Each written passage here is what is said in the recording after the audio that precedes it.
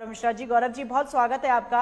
गौरव जी, आपने सुना कपिल जी ने क्या कुछ कहा और इसी सवाल का जवाब आपसे लेते हैं कि अगर आपकी इंटेलिजेंस यूनिट, आपकी पुलिस थी वहां पर, तो क्यों इतना बड़ा जो हिंसा थी वो इतनी ज्यादा बढ़ गई, जो तस्वीरें लाल किले से सामने आई, ऐसा कैसे हो पाया, जो कैसे हो गया ये सब कुछ? देखिए, समाजवादी प्रवक्ता को हम जवाब देना चाहेंगे। पहली बात तो इनकी नैतिकता पूरी की पूरी मर चुकी है। देश जब गणतंत्र दिवस जैसा महान दिवस मना रहा हो, उस समय ये ट्रैक्टर रैली निकाल रहे हैं, तो आप समझ सकते हैं कि इनकी नैतिकता कहां गई। ये विरोध कर रहे हैं या सरकार का विरोध कर रहे हैं या मोदी विरोध कर रहे हैं, पहले तो ये तय कर लें। दूसरी बात रही सुरक्षा की, जहां तक बात, इन्होंने सुरक्षा पर प्रश्न उठाया, लाल किले की सुरक्षा पर, तो इनको ये बताना चाहेंगे कि ये हमारी ही सरकार है जो बालाकोट में हमला करती है पाकिस्तान के अंदर में घुस करके सुरक्षा के नाम पर। ये देश पूर्ण रूप से सुरक्षित है। गलवान में 40-50 चीनी सैनिकों को मारती है हमारी सेना। उरी अटैक का बदला सर्जिकल स्ट्राइक से हमारी सेना लेती है। और ये जो चढ़े थे लाल किले पे लोग, ये विदेशों से नहीं आए थे, ये इस देश के लोग थे, और जिन्होंने कमिटमेंट किया था, लिखित कमिटमेंट किया था, वादा किया था कि किसी भी तरह की अराजकता नहीं होगी, और जो रूट स्पेसिफाई किया गया है सरकार की तरफ से, उसी रूट पर उनकी ट्रैक्टर रैली निकलेगी। उन्होंने वादा खिलाफी की, वायलेशन किया, इसलिए आज उनको कानून के सामने खड़ा होना पड़ रहा है, और कानून इसकी सजा मुकर्रर करेगा निश्चित रूप से। इसमें कहीं कोई शक नहीं है, गलतफहमी में नहीं रहना चाहिए। और भोले भाले किसानों के नाम पर जो ये दुकान खोल करके बैठे हैं, देश के किसानों को बरगलाने का जो काम कर रहे हैं, अब भी बंद कर दें, इसमें भलाई है। और सरकार ने तो हर कदम पर 4 कदम आगे बढ़ करके इनके साथ समझौता करने का प्रयास किया है, इनके संशोधनों को मानने का प्रयास किया है, वार्ता पे वार्ता करने का लगातार प्रयास किया है, यहां तक कि 1.5 वर्ष तक कानून को स्थगित करने का भी वादा किया सरकार ने। तो सरकार ने अपनी तरफ से जितना कर सकती थी सरकार कर रही है, लेकिन जो कृत्य कल इन लोगों ने किया है, शर्मसार कर दिया पूरे देश को दुनिया के सामने, और ये इतिहास के पन्नों में दर्ज हो गया। ये लाख सरकार के ऊपर छीटाकशी करें, आरोप लगाएं, ये बच नहीं सकते अपना अपराधों से।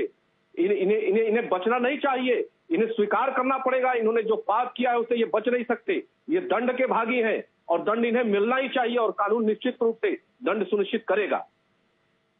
कल को ये घेरेंगे 370 के नाम पर भी, तो ये किस तरह का राजनीति इस देश में करना चाहते हैं। और ये देशद्रोह की बात कर रहे हैं, ये जो यहाँ टीवी पे बैठ करके बात कर रहे हैं, एक राष्ट्रीय चैनल पे बैठ करके, ये देशद्रोहिता की बात है, ये देशद्रोह की बात कर रहे हैं, देशद्रोह की वकालत कर रहे हैं। इन्हें अब भी बचना चाहिए, अब भी कम से कम इस तरह की दोगली राजनीति से बचना चाहिए।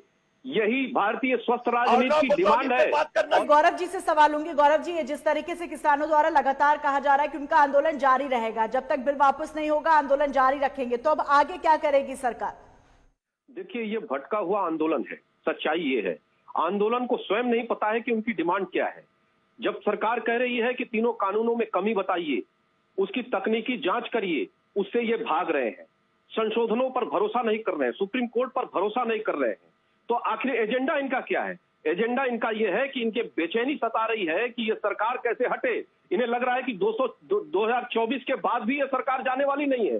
तो ये बेचैनी में हिंसा, उपद्रव, उन्माद का सहारा ले रहे हैं, और देश की छवि को बिगाड़ना चाह रहे हैं, और देश को गृह युद्ध की आग में झोंकना चाह रहे हैं। एक जो वॉरियर कौम है इस देश की, सरदारों की जो कौम है, हर प्रकार का प्रयोग इस आंदोलन में किया गया, चाहे वो खालिस्तान के नाम पर किया जा रहा हो, चाहे वो देश को डिस्टेबलाइज करने के लिए किया जा रहा हो, लेकिन हर प्रकार के कुत्सित प्रयास इस आंदोलन में किए जा रहे हैं। तो अब तो इन्हें अपनी ईमानदारी और सच्चाई का प्रमाण देना पड़ेगा कि ये वास्तव में किसान आंदोलन है, क्योंकि किसान आंदोलन होता तो देश का प्रत्येक किसान आंदोलित होता। अन्य प्रदेशों में किसान आंदोलित नहीं है, केवल एक पॉकेट के लोग आंदोलित है। क्यों आंदोलित है? गौरव जी, जो दिल्ली में हुआ उसके लिए किसी एक कौम पे कैसे उंगली उठा सकते हैं आप? ये मैं इससे बिल्कुल भी आपसे इत्तेफाक नहीं रखती हूँ। आप किसी कौम पे कैसे कह सकते हैं कि सरदारों की कौम ने ऐसा किया? आप गलत बात मत उठाइए, मैंने सरदारों पर नहीं बोला है। इन्होंने एक ऐसी कौम को चुना जो इस देश के लिए मर मिटने वाली कौम है, और उसको लड़ाने का काम किया इस देश के साथ। हर प्रकार के प्रयोग किए गए, हिंदुओं के खिलाफ भड़काऊ बयान दिए गए राकेश टिकैत जी के द्वारा, बक्कल खींचने की बात, चमड़ी खींचने की बात राकेश टिकैत ने किया, मोदी को मारने की बात इन आंदोलनों में की गई। क्या ये झूठ है? क्या ये बात बिल्कुल सही है कि अपनी अपनी राजनीति चमकाने के लिए जो नेता उतरते हैं, जो राजनीति करते हैं, जो सड़कों पर नेता उतरते हैं, वो जरूर इस तरीके की बयानबाजी करते हैं।